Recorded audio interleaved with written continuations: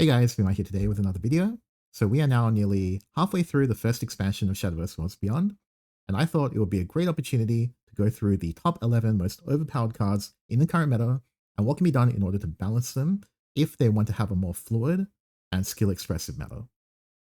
Before we get into the video, one question I get asked all the time is, Beamer, where do I find the top performing deck list and the tier list? Well, I recommend a website called shadowversemaster.com where we regularly update the deck lists are performing the best in the ladder and tournament scene, and also you can check out the tier list, which is regularly updated by myself. And so you can check out the various archetypes, and you can have a look at the most popular builds, the featured deck lists, and various statistics. Whenever you use shadowversemaster.com or watch one of my YouTube videos, you can rest easy knowing that all of the content has been carefully curated by one of Shadowverse's best Western players of all time, which is myself. You can see my list of results through from 2018 all the way to 2022. And I'm more than happy to share this information with you guys. All I ask is that you leave us a like and subscribe and use our website. Also, if you are interested in supporting us any more than that, we also have an exclusive Patreon, so make sure to check that out. I hope you guys enjoy the rest of the video.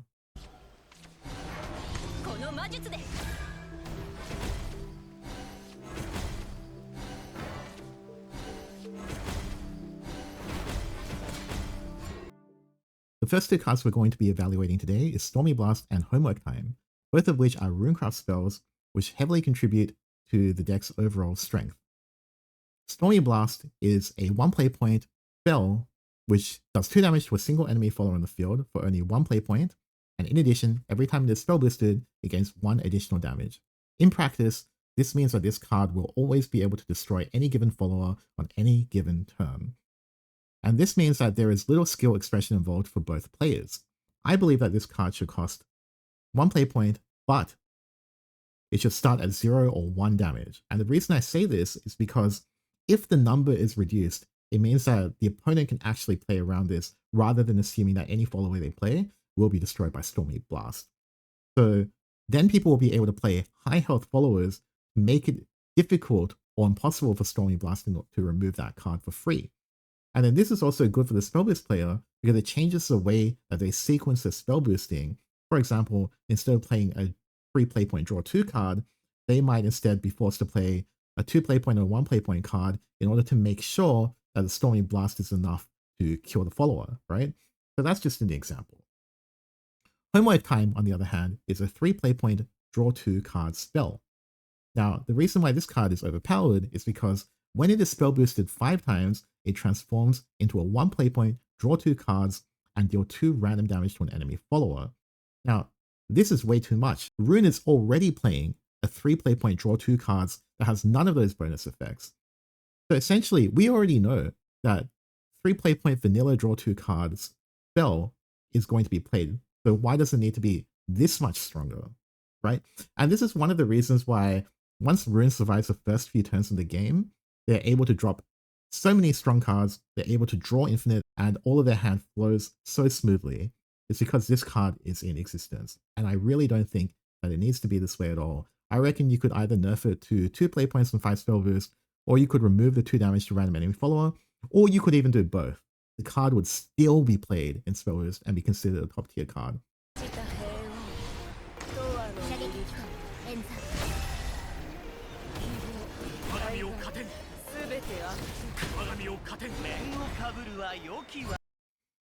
The next card on the list is Sylvia. So this is a Portalcraft Gold card, which is simply overtuned. It has too many options on it, and they're all good. So it's a 6 play point 5/5, and on Fanfare you choose one of 2 effects. You either draw 2 cards, or you restore 4 health to your leader. Both of these are exceptional and can be chosen based on the game state. And I will say this, almost every single class in the game would kill to have a card like this. And it isn't even thematically appropriate for Portal, to be honest. This is more of a Havencraft card, and even Haven doesn't have a card as good as this, right? So anyways, this card, when it's evolved as well, you can select an enemy follower on the field and destroy it, and when you super evo, you can choose 2 instead. So this card just literally does everything. It is as if Cygames were designing Portalcraft and they thought to themselves, well, Portalcraft has to be good, so let's create a card that covers every single weakness that Portalcraft could conceivably have. And that is how Sylvia, Guard, and Executioner was born. And so my suggestion, in order to balance this deck, balance this card as well, is that you have to think about what weakness you want Portalcraft to realistically have, and then balance Sylvia around that. So for instance, if Portalcraft should be weak against aggro, then you should probably remove the healing effect, right? But the way it's currently set up, it's Portalcraft can't run out of gas, they can clear any follow in the field, they can heal up, they can do everything. And I think that is just a little bit too strong for a gold card right now, and I think that this card should be nerfed in order to make other decks have a better chance against Portalcraft in general. The next card is another Portalcraft card, Lovestruck Puppeteer. Now this is just a pretty uninteresting 2/2 follower, 2 play points. You play it on Fanfare, you add a puppet to your hand, which is 0 play point, 1/1 rush, right? That you can use at any time. And that is where the problem comes in. This is arguably one of, if not the best 2 play point card in the game. And it's so strong that even though it was clearly designed for Puppet Portal, it is even played in Artifact Portal due to how strong the early game pressure is of having that puppet. For example, imagine you're going second, you coin out Lovestruck Puppeteer, and then you play Lovestruck Puppeteer again on turn 2. Now, your opponent most likely plays a 2/2, which you're clearing with 2 puppets. Then you swing face for 2, your opponent on turn 3 can't clear both, right? At most they can clear 1. If they can't even clear 1, they take another 4 damage to face, probably take another 2 damage to face because of the first one. All of a sudden, they're at 12 HP, and it's barely even turn 4, right? And considering how Portalcraft currently functions, if your opponent is on 12 HP at turn 4, you get so much flexibility on how you want to set up the rest of the game, and 12 HP is literally a breeze will kill them. Like, one Orchis will do like 7 damage or 8 damage to face, and then have 6 HP left. It's pretty much an insurmountable lead, and this is one of the only 2 play point cards that has this type of ridiculous snowball potential, right? I mean, for example, Dragon has a Searing Fire in you that does 1 damage ping, but if there's no follow in the field, you can't bank it for later, unlike with Lovestruck Puppeteer. So this card really just does too much, and I would recommend, in order to balance this card, I think it should be a last words effect to get the puppet, rather than the fanfare. This means that you can't do the coin into double Lovestruck and clear their 2/2 and snowball the game that way. It's more of a reactive kind of card, right? Where you can use a puppet to prevent your opponent from snowballing, but it doesn't allow you to snowball, right? And at the moment it can do both, and that's the biggest problem with this card. So even though it's so simplistic, it is actually shaping the current metagame in a kind of ridiculous way, in my opinion.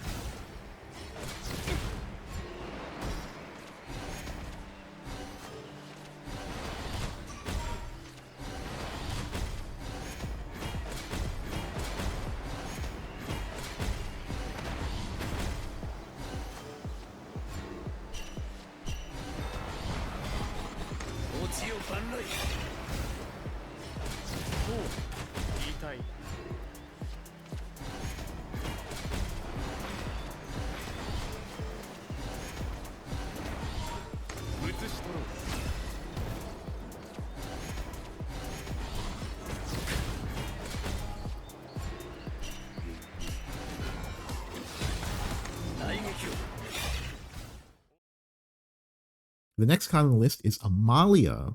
Now, Amalia is a crazy 8 play point 6/6, and on Fanfare it summons 4 copies of Steelclad Knight, and they all gain Ward and Rush. They're 3/2 rushes, which means that Amalia is essentially 18-14 worth of stats split across 4 rushes. In practice, this card can effectively clear any board in the game, and also require the opponent to answer immediately, or they will lose the game on the next turn. In addition, you can Super Evo it to keep more 3/2 wards alive, and it can also allow the card to clear Orchis while demanding a response from the opposing player. Even when all the Evo points are gone, this card is still good. It's basically like a 3rd, 4th, 5th Evo point where you don't even need to Evo it, but it basically clears a majority of boards because you're getting 4 3/2 rushes, right? And if you're on 10 play points, you can even play another 2 play point card for a total of 5 rushes, or even 6 if you run the 1/2 of last words.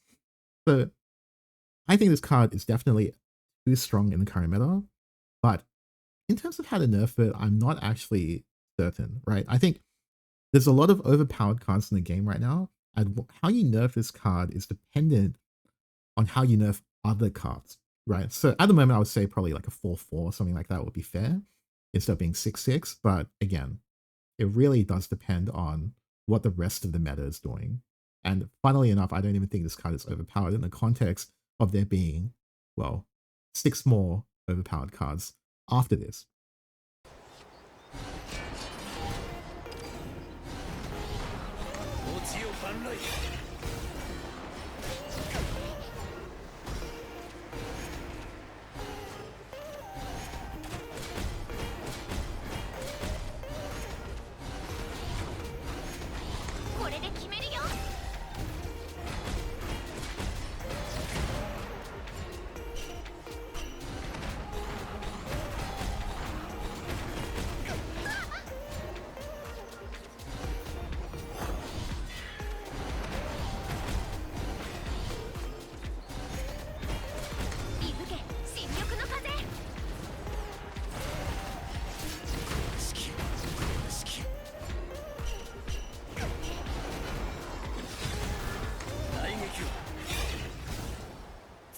Amelia, a 1-letter difference from Amalia.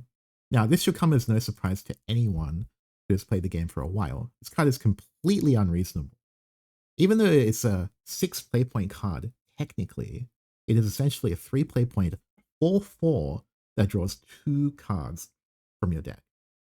And so it allows your sword to outgrind opponents in the resource game in such a way that doesn't even make sense, right? Like, sword is supposed to be like an aggro deck, but for some reason it has Pot of Greed on legs, right? And for no reason at all, it also has a really strong Super Evo effect, where when you Super Evo it, your other Soulcraft followers gain Barrier, which means that the first damage they take is nullified completely.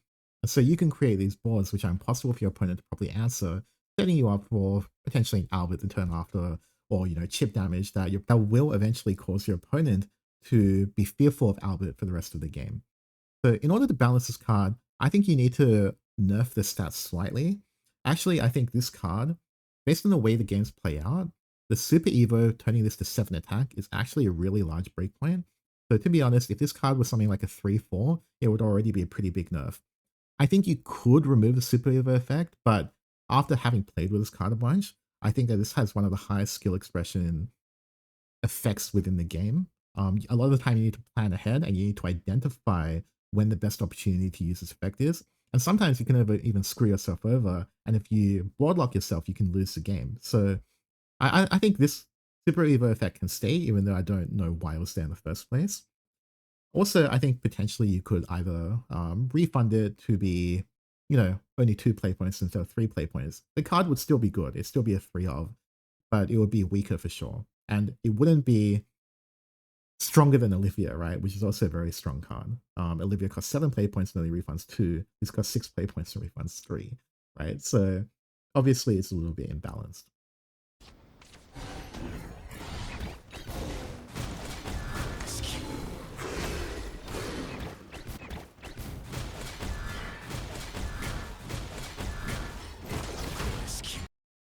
The next card we have is Cerberus. So Cerberus makes it onto the list as one of the strongest ACOS tempo Super Evos in the game. And the only reason it's not considered broken by the community at the moment is because the rest of Abyss is not as good as this card is, which makes this card look worse, even though it is currently broken. Now, in practice, it basically full clears every board with the option of manipulating Cemetery, deal 7 face damage and heal for 2, or if you're low on health, you can deal 3, heal 6 instead. And this is because of the fanfare effect, which summons Mimi and Coco, right? So both of them have Rush. Mimi deals 2 damage to enemy leader when it dies, and Coco heals for 2. And on Super Evo, this card is able to reanimate, and you can manipulate your Cemetery to either bring back Mimi or Coco, right? So you can either heal or you can deal damage. In addition, with Necromancy 6, all of your cards in the field gain +2/+0, which means that on the turn that this card comes down, basically your tokens will clear everything, right? When you Super Evo, you can reanimate 1 twice, right? So you get another 2/1 or 1/2 rush. And also, if your opponent for some reason leaves one of your followers in the field or 2 of your followers in the field from the previous turn, they also gain a +2. And so you can get random lethal out of nowhere. So overall, I think this card is definitely too strong in the context of, can a single card actually be this powerful and be balanced? And at the moment, I think the answer is no, right? But the deck is so weak that, you know, Abyss is hardly even tier 3. But we're halfway through the first expansion, so if they buff Abyss in the second expansion, either it's going to break the deck, or they have to design around this card. And I don't really have much trust that they're going to be able to do that long term. And eventually, we're going to hear people complaining about Cerberus, in my opinion. Obviously, I don't have any information about their next set release, but this has happened before, and I wouldn't be surprised to see it again. So the good thing about this card is that it has so many different effects that you could definitely pull any lever in order to balance it, right? You could reduce the stats in Serb, you could reduce the stats in Mimi or Coco, you could reduce the burn damage or the healing, you can get rid of the necromancy effect. There's so much you can do, right? So I'm not really concerned about, is this card balanceable? Because it definitely is, right? But I do think at some point it needs to get touched.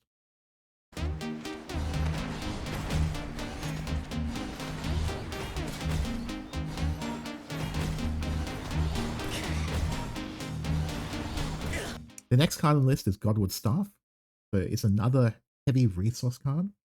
So essentially what this card does is a 3 play point amulet, and when it's on the field at the end of the turn, if you play 3 cards during that turn, you draw a card.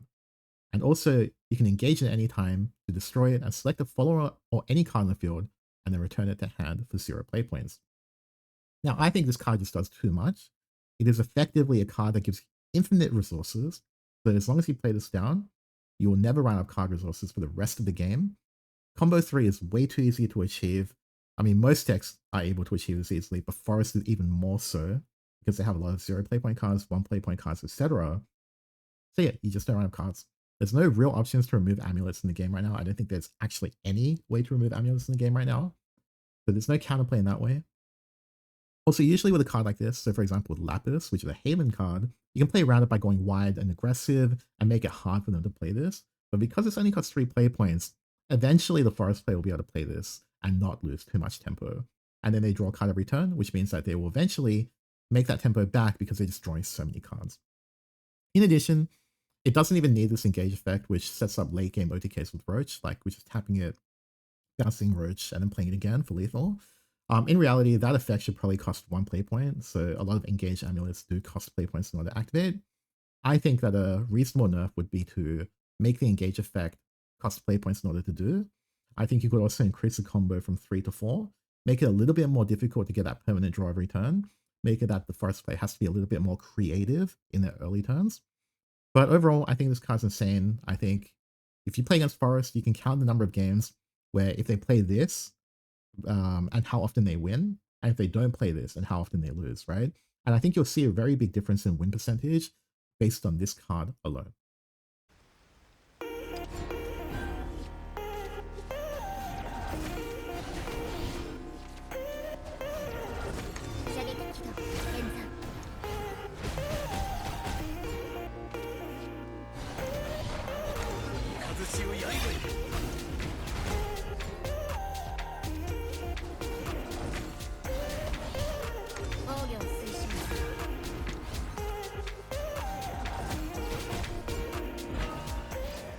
Number 3, we have Alouette, yet another Portalcraft card. So a lot of people have been complaining about this card. So what it does is on Fanfare, you add 2 gears to hand, and then on Evolve, and this is where it's crazy, it summons a copy of an artifact follower in your hand, which in practice is almost always going to be artifact artifact Gamma or artifact Beta. Now, artifact Gamma does 3 AoE damage to the field, and Beta does 3 damage to the enemy leader. So if your opponent has a board, then you're going to play Gamma every time in order to full clear the board and force your opponent to deal the 4-6 Evo and the 5-3, right? That has to be answered because it does another 3 AoE damage the following turn. And so it's especially broken going second because basically it comes out at a period of time where the opponent cannot possibly have developed a board that plays around 3 AoE damage and the 4-6 Evo at the same time. And so in practice, what this creates is a situation where people have to try and play around this, and sometimes they literally can't.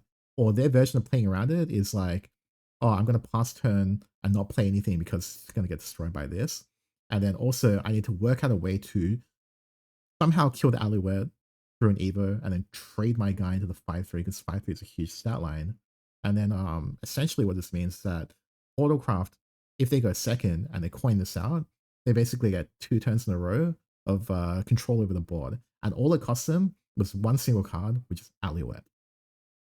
And it's just simply the fact that it's so low effort to set up. Like, artifact players are even able to tech in puppet cards, right? Because of the fact that they can still play some turn 5 through a coin. So I think there's a few things that you can do to balance this card, right? The first thing is that 4-6 on Evo is just too big. It probably needs to be a 1-3, and even then it's probably too strong. Alternatively, you can probably nerf the amount of gears it gives you on Fanfare. That way it means that you have to actually commit to running an artifact deck rather than the hybrid deck with puppets, which makes aggression against this deck way harder. And the final option is you can give the copied artifact rush, but it removes itself from play at the end of the opponent's turn. That way they can still remove your entire board, but then on the clapback, all you have to do is kill their 4-6, which is way more manageable at 5 play points with an Evo.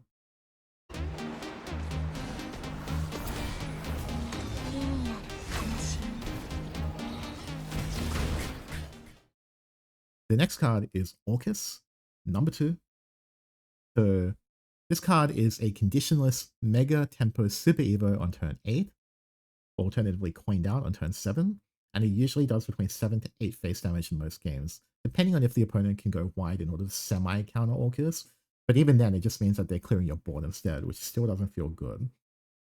And because of how Orchis typically gets used, it's going to be an 8-8 on Super Evo, and it gives a 1-6 Bane ward that has to be cleared first in order to get to Orchis. And so what that means is that in addition to this card doing 7 face damage, it also demands the opponent answers it. And for most decks, the only way to answer this is by using their own Super Evo. And so whereas the Orchis player gets the Super Evo, clear the entire board, and do 7 damage to face, most decks have to actually abandon the face damage and just clear Orchis, leave behind a board, right? And when you chain multiple Orchises together, and you've done some chip damage early game, so for example, you do like 2 Orchis in a row, and you do 7 damage, then that sets you up regardless if you're playing puppets or if you're playing Artifact Portal. If you play the Gundam on turn 10 or if you play Liam on turn 10, the opponent is just simply dead, right? So I think this card just gives simply a little bit too much pressure, and it doesn't give people chances to stabilize if the puppet player or the artifact player has a good curve. So I think either you nerf the 5-5 stats, because it's usually going to be an 8-8 after Super Evo, right? So it could probably even be like a 2-2 or a 3-3, and that would make it a little bit more balanced because it's easier to clear 6-6 on the next turn than it is to clear an 8-8, obviously. Alternatively, Orchis should probably summon two 1-1 puppets instead of 2 enhanced puppets, which are 3-3s. So this means that it does less damage to face, and it can instead be used as a card that can still be used as a removal/tempo Evo, and you can still do 3 or 4 poke damage, but it's not as oppressive as 7 or 8 poke damage, right? And then if you're playing the actual puppet deck, even though there's still a nerf to that, you can still use Orchis to do damage using the puppets that you got from Noah or from any of your various kind of puppet cards for enhanced puppets, and you can use that to poke instead. Obviously it's a nerf, but as you know, Portal is considered the best class in the game right now, and so I think it could definitely do with a nerf.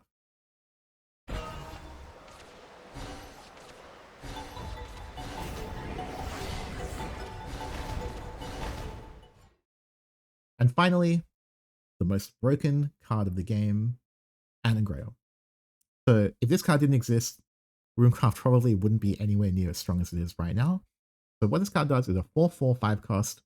You summon an Anne Summoning, which is a 5/5 rush ward that dies at the end of the opponent's turn on Fanfare. In addition, you spell boost your hand 3 times. When you evolve Anne Grea, it becomes a 6/6, and it selects an enemy follower on the field and deals it 3 damage. So the summary of what that means is that in practice, when you play this card, your entire board is invalidated. Like the opponent's board is completely invalidated. It doesn't matter what they did from the first 4 turns. You coin this out, boom, board is dead. And in addition, your opponent now has to deal with that 5/5 ward in order to get to your 6/6 evolved card, right? And if they can't, they take 6 damage to face.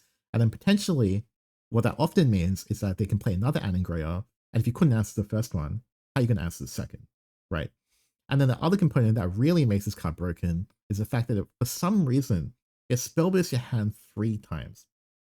You know, it's not even that easy to play 3 spells on 5 play points, right? But for some reason, you get this massive body, huge pressure, board reversal, clear everything, and you spell burst 3 times. And on top of that, by spell boosting 3 times, you can even start playing 0 play point cards like 3/3 rushes and stuff like that, making it even harder to clear the entire board.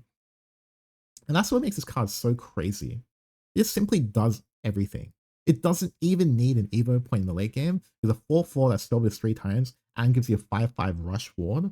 And then you play behind that 8 6s, which cost 0 play points, and 3/3 rushes. You do that. There's so many decks that literally just can't deal with that kind of high roll. And so there's so many matchups where literally it comes down to, oh, do you have Anne Grea on turn 5? And how many do you have? Right? And if the answer is 2, a lot of decks just go, okay, all right, yeah, skill me, you win. And I think that's terrible gameplay. I think this card is ridiculously overpowered. It should not be 5 play points. You shouldn't be able to curve it out on turn 4 by spending a coin. I think this should be at least 6 play points, or you have to remove one of its many effects, right? I'll do all of this and be considered a balanced card. It is by far the strongest card in the game, and it's going to limit design space for the entirety of Worlds Beyond until it rotates out or until it's nerfed. So that is my thoughts on the top 11 most powerful cards and how you can balance them. Hope you guys enjoyed the video. Make sure to like and subscribe if you did. And I'll see you guys next time.